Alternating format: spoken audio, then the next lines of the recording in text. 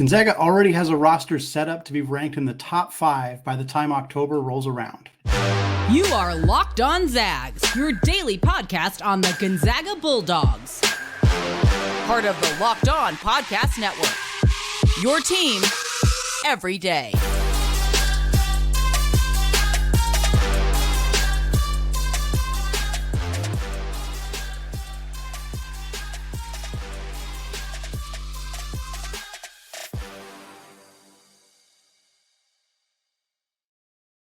What is going on, y'all? Welcome into the Locked On Zags podcast, part of the Locked On Podcast Network, your team every day. I'm your host and longtime Gonzaga podcaster, Andy Patton, here to bring you news and updates on all things Zag athletics.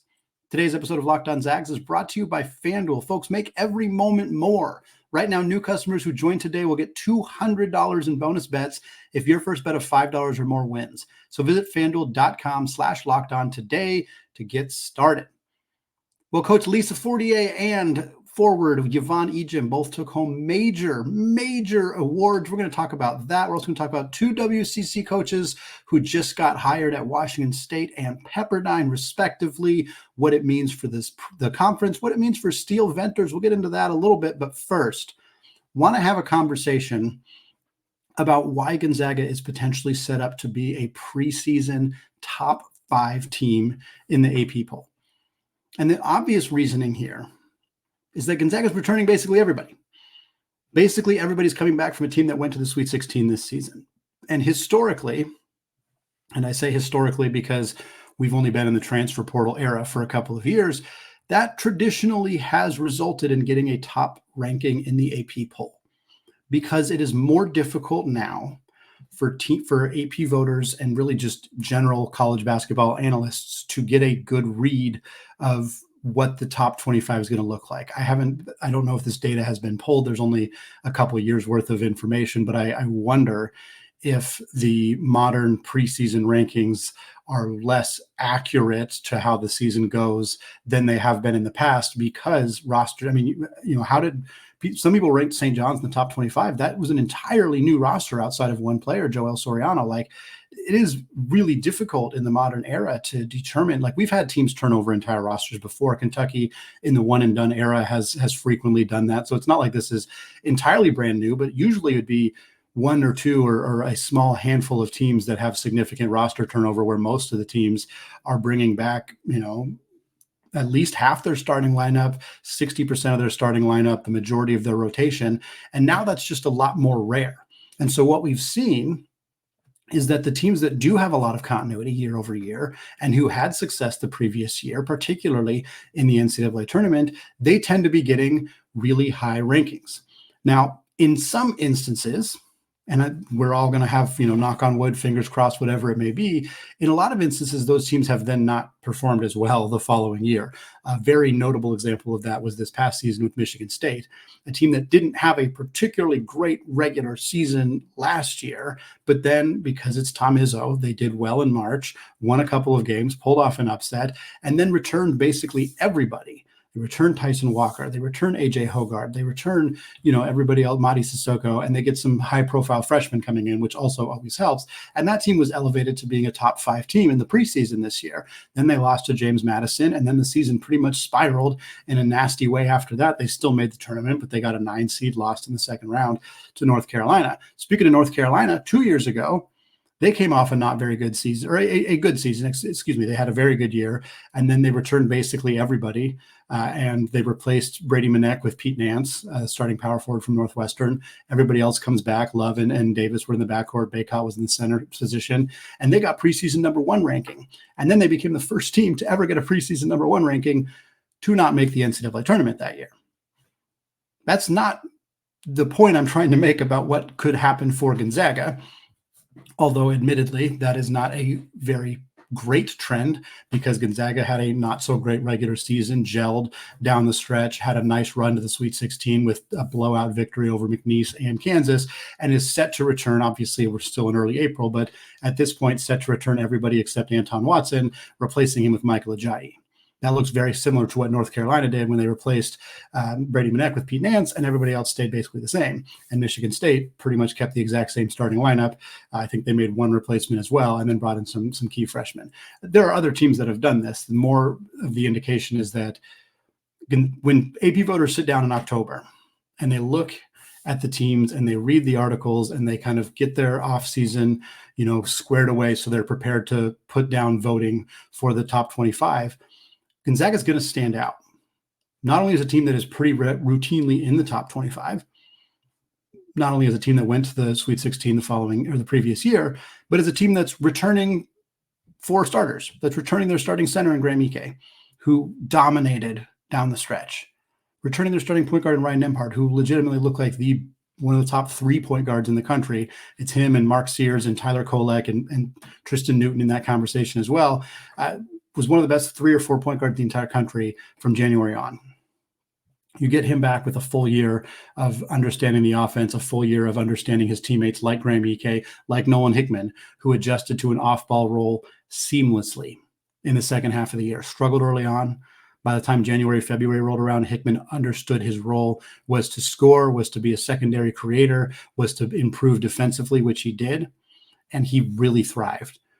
Ben Gregg, going to start next year. This team got a lot better when he stepped into the starting lineup. Michael Ajayi, he's not going to fully replace Anton Watson, particularly not on the defensive side of the ball, but he is a great offensive player. He's a high-level athlete. Like that kind of addition, combined with everything else, combined with another addition in Steele Venters, like that's a full-on new player that you get this upcoming season that you didn't have last year. He adds 3-point shooting. He adds veteran experience. He adds backdoor cutting. Like he's also familiar with the system. Ajayi's going to have to learn on the fly. Steele's not.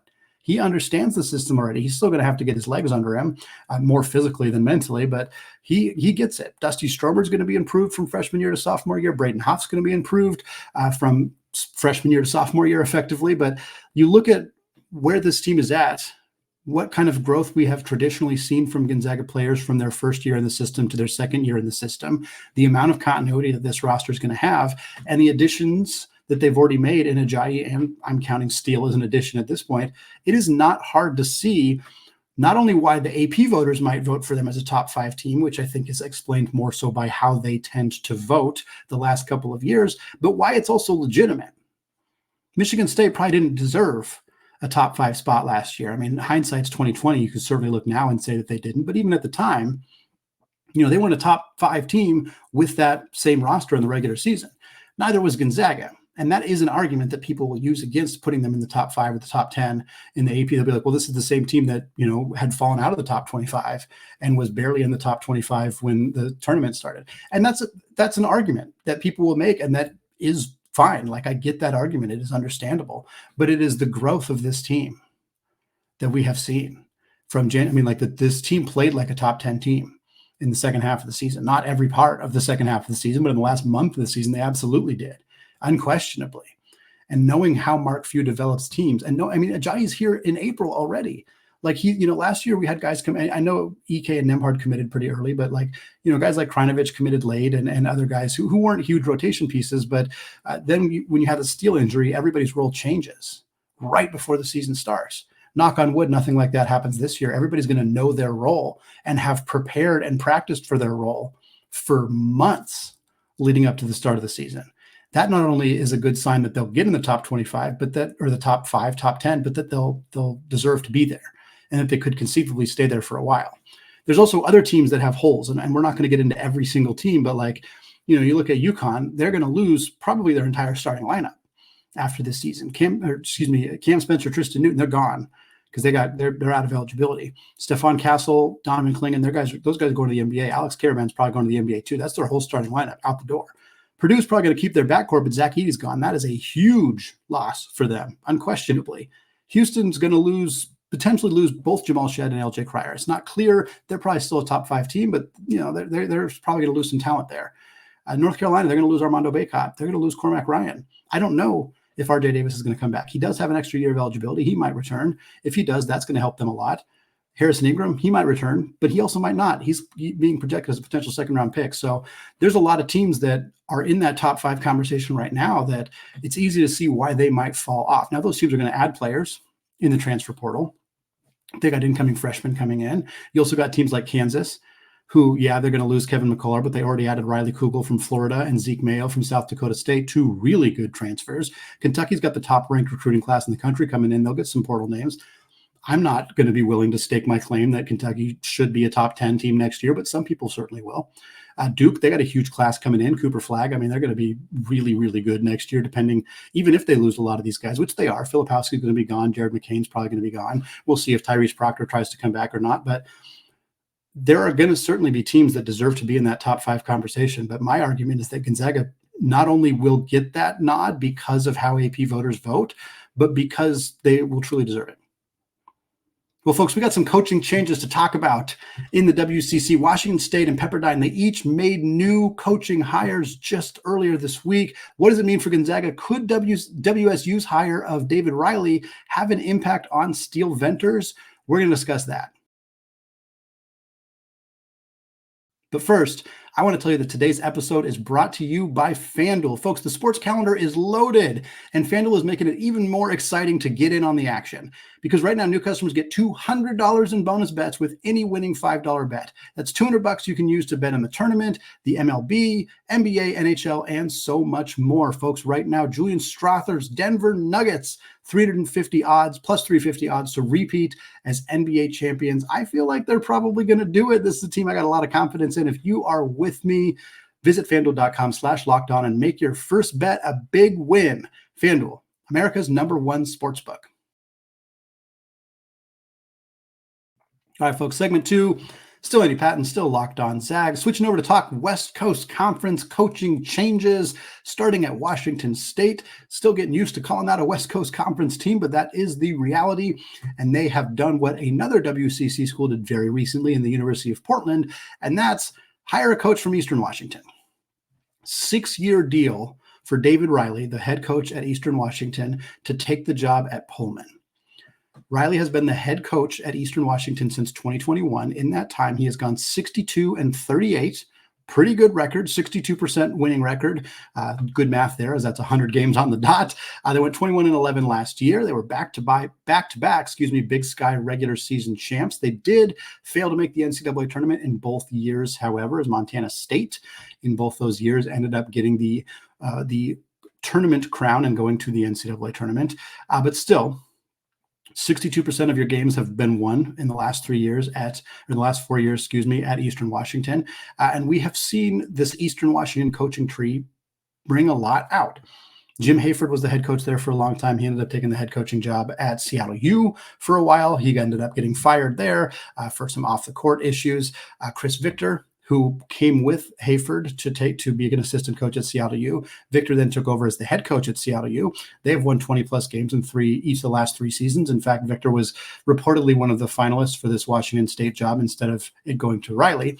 After Victor and Hayford left, Shante Leggins took over as the head coach at Eastern Washington. He had plenty of success, takes the head coaching job at the University of Portland, where he has been for the last couple of years. Things have not gone as well for Portland. It's still much better than the Terry Porter era was, mind you, but the last couple of years have been a little bit rough for this year's team. Has already lost, I think, 9 guys to the transfer portal, so we'll see how much Leggins can build that program back up. But then David Riley, who goes from director of basketball ops all the way to associate head coach, all the way to head coach in 2021, continues to have success with this program. And now he's getting a chance to coach and stay in the Palouse area and go down to Washington State. Washington State, of course, coming off their first NCAA tournament appearance in 16 years, their first under coach Kyle Smith. Smith goes off to Stanford. He does not want to come back to the WCC where he was the head coach at San Francisco. So he says, nope, I'm jumping to the ACC, which is very bizarre that's the move that is going from Washington State to Stanford is, but that's the reality of college basketball conference realignment these days. And I think the main conversation folks are having about this in Gonzaga circles is what this might mean for Steele Venters, because Steele Venters played for David Riley at of course, Eastern Washington. He was the Big Sky Player of the Year. I think some people are nervous that Steele is wanting to leave because of the addition of Michael Ajayi. I have said on almost every podcast in the last week since Michael Ajayi committed that I do not believe Steele Venters is transferring, and I'm not going to change my mind on that. This, to me, does not mean much. If Steele Venters wanted to continue to play for David Riley and continue to play with his teammates, many of whom are almost certainly going to transfer to Washington State, he would have stayed. The difference between playing for the same coach and with the same teammates as the best team in the Big Sky compared to the fourth or fifth best team in the WCC is not a good enough reason to leave the best team in the WCC, a team that will be ranked in the top 25 guaranteed to start the year. And yeah, Steele would play more at Washington State than he would play at Gonzaga, than he will play at Gonzaga. But that is true of a lot of schools. And I don't see why he would stay in conference and just jump to a worse program. Steele's dream was to play at Gonzaga. This is documented. I'm not making this up. He's always wanted to play at Gonzaga. And he came within 2 days of getting the opportunity to do that. I don't know what dreams you have had in your life, just things that you've desperately wanted, but to come this close and then have to wait a full year to actually get to the goal that you want, why would you throw that away? It's not like Mark Few and the Zags, they're not pushing him out. You know, there is a role for him next year. I did some, my estimation on how the minutes might shake out next year, and Steele could play 15 to 20 minutes. Maybe that's less than he expected when he was going to be here last year, but that's still a good role. And he's spent this whole year with the athletic training staff, with rehab. They've been working with him, getting him healthy, getting him right. To just abandon that when you're still in the middle of your rehab process, I don't think that's something that people have thought about either. Like if he were to transfer right now, he would have to start over his medical care with somebody brand new at a different school with different trainers, with different access to resources and things like that. That's a huge, difficult thing to do. This is why you see a lot of players who do get hurt, they don't transfer until they are healthy, in part because teams are not as interested in adding a player who's actively hurt, but also because you want to continue to keep your care in the same place. I would be stunned if Steele Venters transfers to Washington State. I've been stunned before, to be clear. It is not like I am foolproof on being right about these kind of things, but this to me does nothing to change my opinion on whether Steele Venters is going to transfer or not.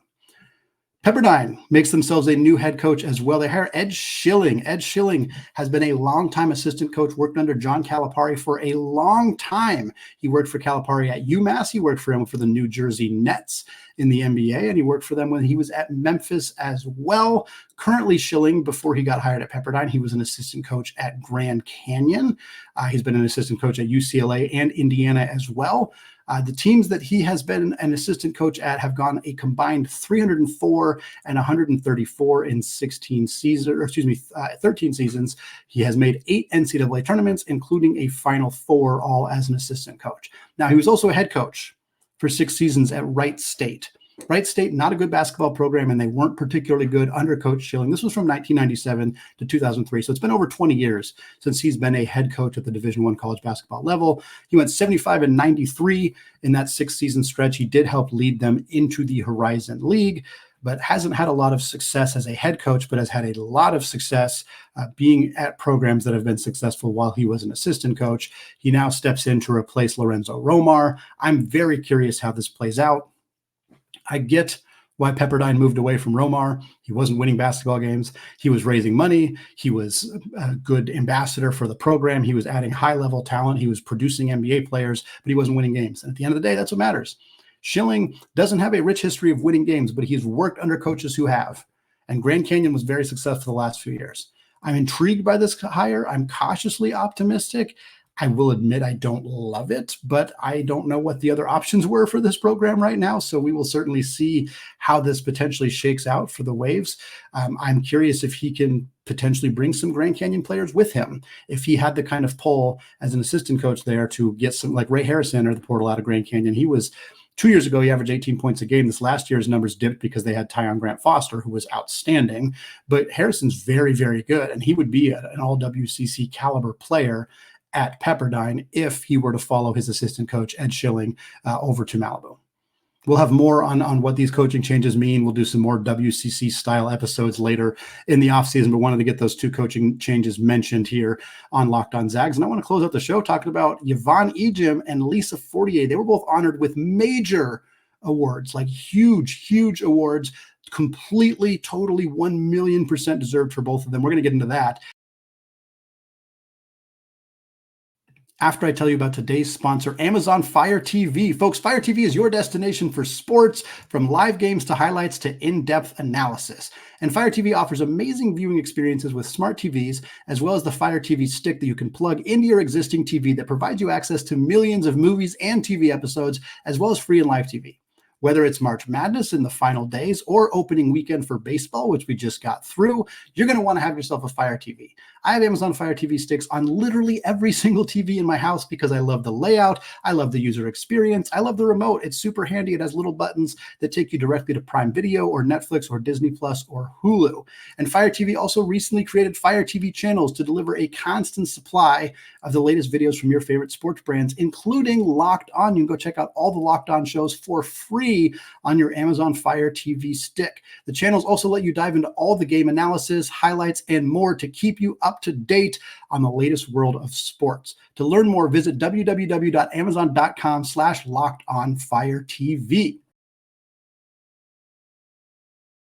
All right, folks, closing out the show today, talking Gonzaga women's basketball, a pair of major awards won by both Yvonne Ejim and Coach Lisa Fortier. We'll start with Yvonne. She takes home the Becky Hammond Player of the Year award from Hoops Hall. This was awarded to the best mid-major player in the country. The best player at a non-Power 6 program in the entire country, and it absolutely should have been Yvonne.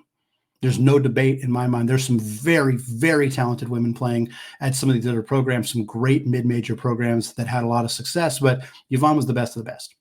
Average a hair under 20 points, a hair under 9 boards, 2.3 assists, 1.5 steals, and a block a game this year. Shot 61% on two-pointers, was a cool 81.5% from the free throw line. This is a great stat from the press release released by Gonzaga's athletic department. It says that Yvonne had at least 23 points, at least 7 rebounds, and shot 68% or better in 4 out of the 8 games she played against Power 6 opponents. Mackenzie Holmes is the only player in college basketball who had more games with those numbers, 23 plus points, 7 plus boards, 68% from the field. And she did it 5 times in 23 games against Power 6 opponents. Basically, when Yvonne was playing the best of the best, she stepped up and dominated. And when she was playing the not so good teams in the WCC, guess what? She dominated there too. Yvonne was named an All-American honorable mention. I was hoping she'd be able to sneak onto the third team. She didn't. There's a lot of really good, talented players in college basketball, so I kind of understand.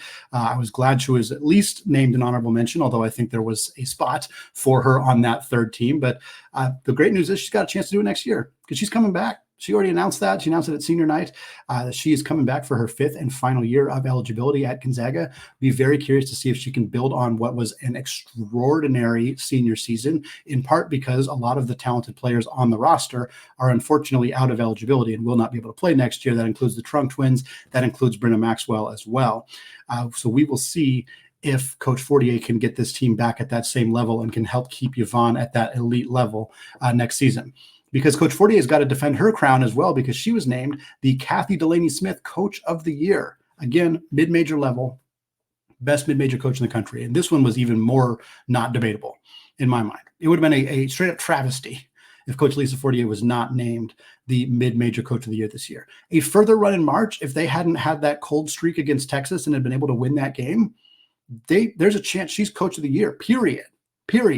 It's going to be hard to beat Dawn Staley at South Carolina. It's going to be hard to beat Kim Mulkey at LSU, even though they lost to Iowa. But it is a spot where Coach Fortier is very clearly one of the 10 best coaches in all of college basketball, and clearly the best mid-major coach in the country. 32-4 this season. Undefeated in the WCC regular season. None of the games were even close. None of them were even close. Beat Stanford in the non-conference, beat Utah in the NCAA tournament. Highest seed in program history, a 4 seed, hosted an NCAA tournament regional in Spokane. Overall, and I know that this award was for this year, but overall it's worth acknowledging that Coach Fortier has an 81% winning rate. She's 265 and 63. This stat jumped out to me. She's 51 wins away from Coach Kelly Graves for the all-time lead in women's basketball in Gonzaga women's basketball history. At this pace, she will get there sometime, not next year, but the year after that. That would be her 12th season. She's currently played coach 10, took Graves 14. So she might be able to break that record with a season and a half to spare in terms of getting there before Coach Graves got there. Just an absolutely incredible coach. We are incredibly fortunate to have her manning the sidelines for this women's team because she is excellent at what she does.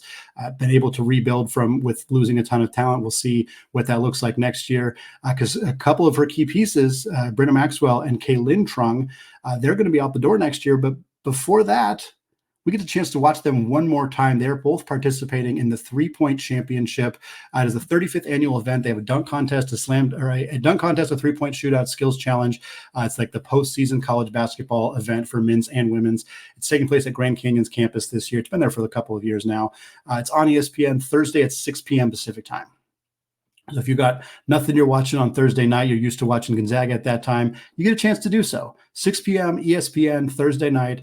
There will be a 3-point shootout for men's and women's. On the women's side, both Brynna Maxwell and Kaylynne Truong will be participating. Truong shot 42% this year on about 6 attempts per game. Maxwell shot 44% this year on about 6 attempts per game. Not a surprise that Gonzaga has 2 participants in this tournament because they were a lethal 3-point shooting team this year. And throughout their careers, Brynna's a career 42.7% shooter. She is an absolute lights out gunner for her career. That is on 5.7 attempts per game. She was second in the NCAA in 3-point percentage last year. This year, she was only 9th. Top 10 3-point shooter in the country in each of the last 2 years. Kaylynne is a career 40%, almost on the dot, 39.9% shooter on about 4.5 attempts per game for her career. Going to be really fun to get to see these 2 women in action on Thursday evening. Definitely check it out if you are not planning to watch anything else on Thursday night. It's going to wrap it up for us today here on the Locked On Zags podcast. Thank you so much for making the show your first listen or your first watch of the day. Appreciate every single one of you, and shout out to those everyday listeners as well. We will be back on Friday starting our season in review series. I was planning to start it today, but we had a few enough updates that I wanted to talk about here. So look forward to that on Friday, getting you ready or getting you into the offseason, reviewing how each individual player did on this team.